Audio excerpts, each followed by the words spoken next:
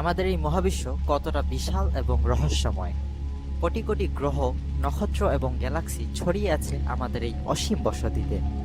আর এই মহাবিশ্বের অন্যতম রহস্য হলো এলিয়েনদের অস্তিত্ব। আজকের এই ভিডিওতে আমরা জানবো এলিয়েনদের রহস্যময় জগৎ সম্পর্কে, শুনবো বিজ্ঞানীদের মতামত এবং দেখব বিভিন্ন প্রমাণের ভিত্তিতে কি কি তথ্য উঠে এসেছে।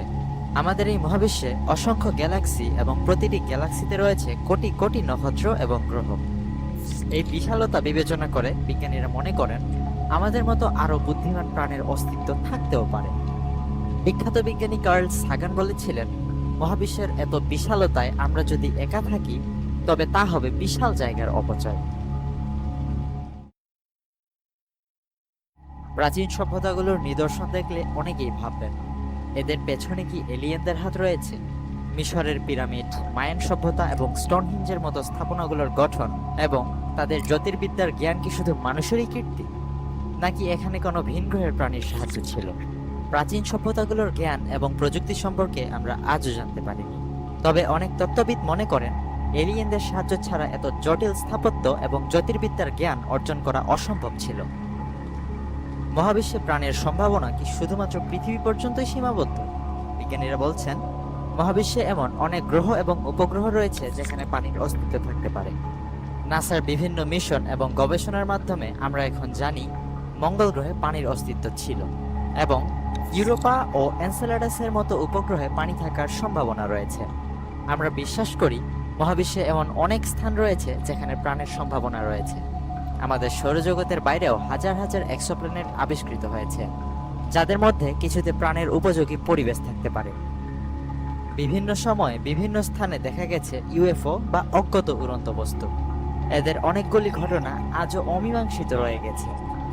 1947 সালে রজওয়েল, নিউ মেক্সিকোতে ঘটে যাওয়া ঘটনা আজও আলোচনার কেন্দ্রবিন্দু। কিছু সাক্ষী দাবি করেন তারা এলিয়েনদের দেখেছেন এবং সরকারের কাছ থেকে এ বিষয়ে প্রমাণ লুকানোর অভিযোগ রয়েছে। এলিয়েনদের সন্ধানে বিজ্ঞানীরা নানা প্রচেষ্টা চালিয়ে যাচ্ছেন। সার্চ ফর এক্সট্রাটেরেস্ট্রিয়াল ইন্টেলিজেন্স প্রজেক্টের মাধ্যমে বিজ্ঞানীরা মহাবিশ্বের নানা রেডিও সংকেত বিশ্লেষণ করছেন। টেস মিশন এক্সোপ্ল্যানেট খুঁজে বের করছেন, যেগুলোতে থাকতে পারে প্রাণের সম্ভাবনা। এলিয়েনদের সাথে যোগাযোগ হলে তার প্রভাব কি হতে পারে? এটি মানব সভ্যতার জন্য একটি নতুন যুগের সূচনা করতে পারে। আমাদের জ্ঞান এবং প্রযুক্তির ক্ষেত্রেও ঘটতে পারে বিপ্লব। তবে এর বিপরীত দিকও রয়েছে। প্রশ্নটি আপনার কাছে, আমরা কি প্রস্তুত এমন যোগাযোগের জন্য?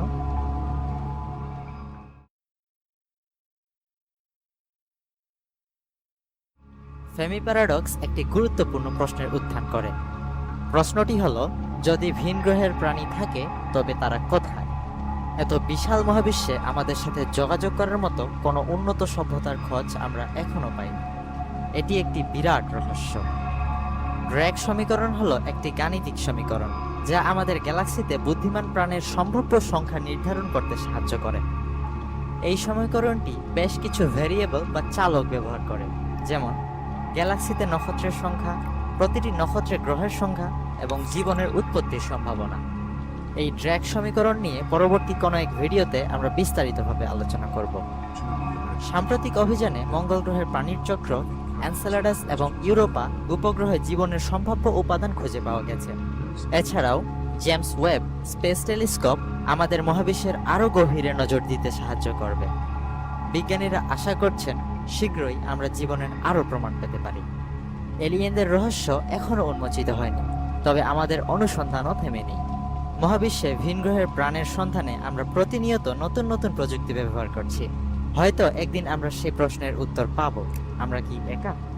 এই মহাবিশ্বের বিশালতা এবং রহস্যের মাঝে এলিয়েনদের অস্তিত্ব এক বিশেষ জায়গা দখল করে রেখেছে। আমরা জানি না ভবিষ্যতে কি অপেক্ষা করছে আমাদের জন্য, তবে আমরা জানার চেষ্টা চালিয়ে যাব। আজকের ভিডিওটি এখানেই শেষ হলো। আমাদের সাথে থাকার জন্য ধন্যবাদ। জানুন মহাবিশ্বের আরও বিস্ময়কর তথ্য।